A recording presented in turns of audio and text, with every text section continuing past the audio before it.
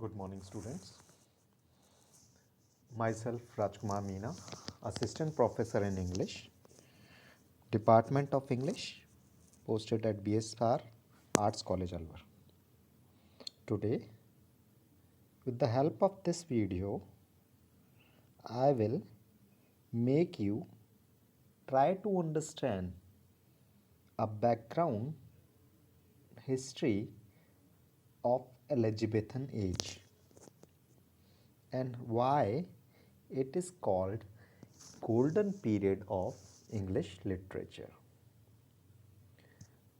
While in this video we only focus on Elizabethan drama. The history of development of dramatical art starts with medieval religious drama.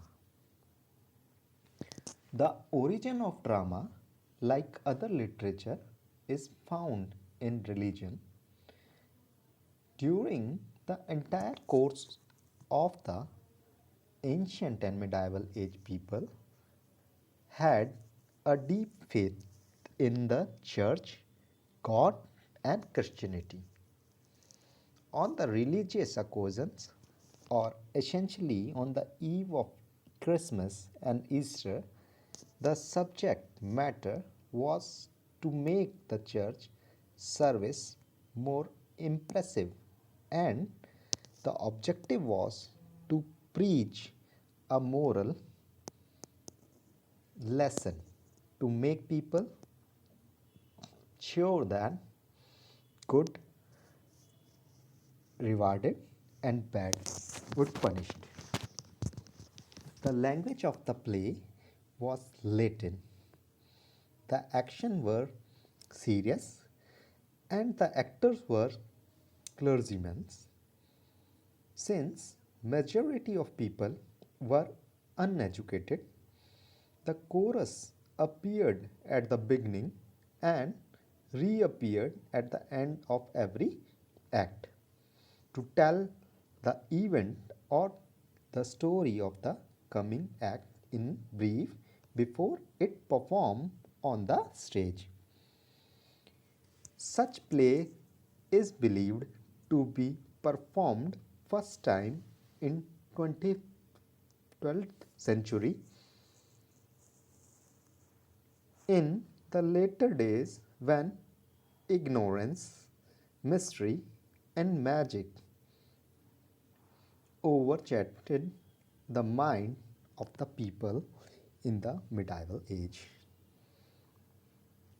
the drama became frightful.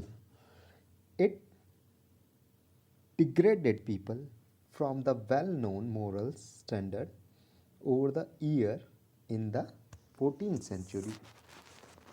The language of the drama became French from Latin and then English from French.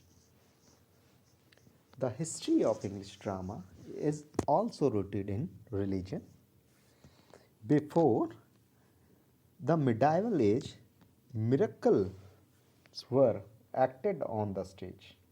The word miracle has its origin in French word mysterious or miracle, was used for clergy who used to take part in the play. They were called ministerium.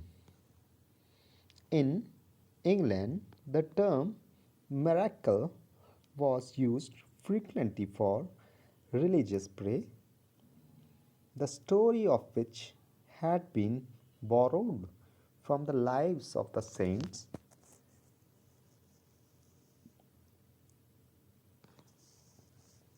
Is the earliest record miracle play in England, which was supposed to be performed in 1110.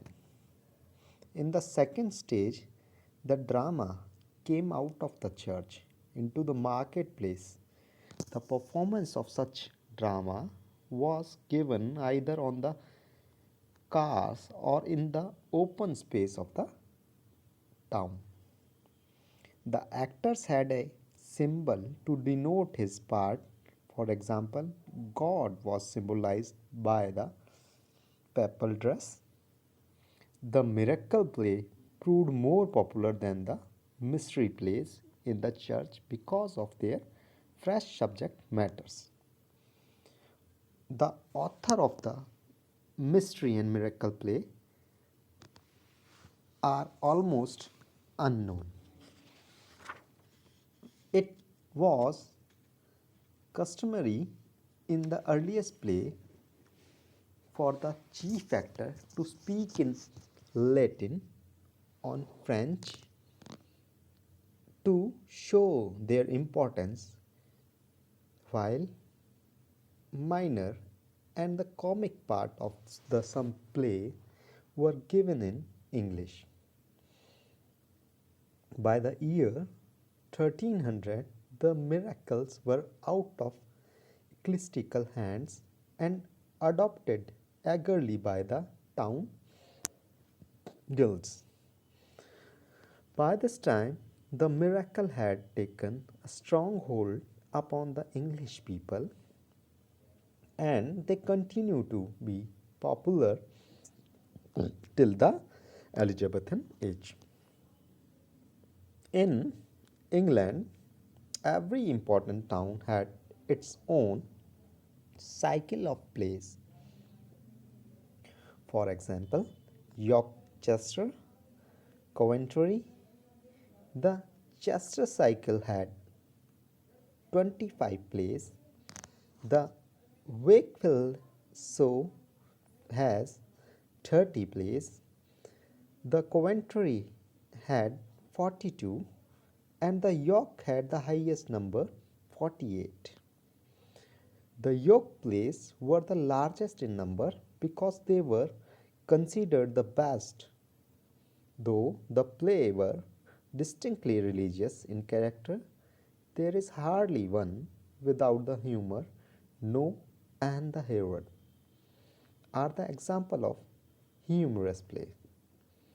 The third stage in the history of drama comes when the mystery and miracle plays. In the mystery and miracle series, and a comic element were interwoven. Now, the serious and lighter didactic allegorical drama came into existence. In these plays, the characters were allegorical personages, as for example, such as life, death, repentance, goodness, love, greed, and other virtues and vices, including which came into existence with morality, was aimed at the lightness and amusement.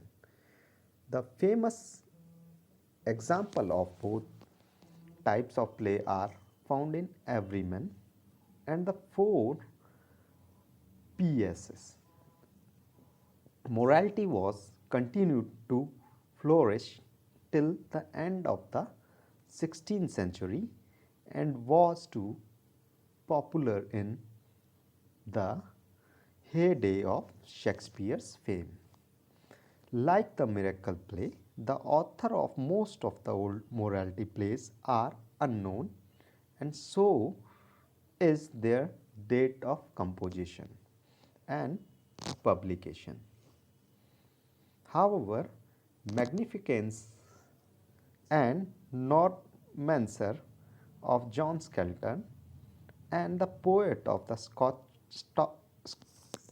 Scotch Reformation are the example of best morality play. All the work in the field of drama did not contribute something necessary to literature except keeping this art alive in whatever the form. Its contribution is neglected when we see that it's actually prepared a way for the true drama by passing the spirit to the great dramatists like Christopher Marlowe and Shakespeare. The final stage of drama truly followed Aristotle's definition of tragedy and comedy. It represented man's life in all its manifestation. It was the imitation of man in action. It represented man either better or worse. In their real life, the dramatists were not didactic. They had stopped preaching morality. The influence of the Renaissance and classical learning could clearly be noticed on the play of the stage. The first developed English play was a comedy titled Ralph Roaster by Nicholas Vidal, a master of Eton. It was written and acted sometime before 1556. It was written on the pattern of a Latin comedy. The next play in this series is Grammar Girton's Needle. It was produced a little later in 1562 at Cambridge. It is a dramatic comedy and bit of a English realism. It represents the life of the peasant class. The first tragedy, Gorboduc, was written by Thomas Sackville and Thomas Norton. It was acted in year 1562, only 2 years before the birth of the Shakespeare. It is the first play written in the blank verse. It started the tradition of writing English drama into verses. Hence, it was a growth period shown by the stages which shown the development of the drama in the Elizabethan age. It will make you help to understand the 3 stages of drama and how it starts and how it was achieved by Shakespeare and day by day progress to achieve his ultimate goal. Thank you.